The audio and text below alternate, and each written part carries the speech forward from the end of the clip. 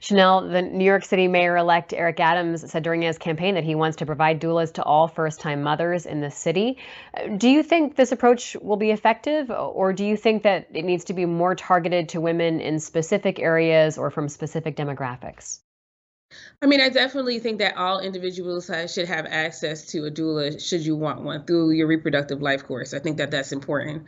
But of course, I also think that it's really important to address those high needs areas in pockets where care is just not being distributed evenly.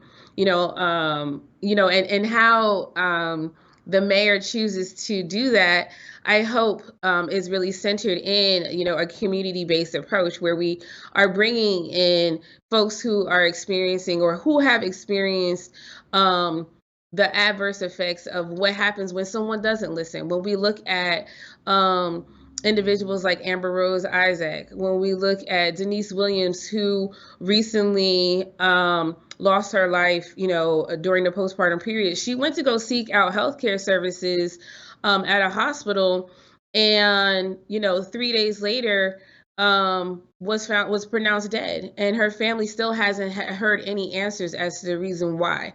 And so we really need to look at, why are these things happening, where's the level of accountability that's taking place, and what are folks doing to really center families in an equitable way, where there's not just having conversations, but there's truth, there's reconciliation, there's movement towards really creating systems of change that are new and fresh. And we can't be afraid to work from a new perspective, because what we have in place right now is not working.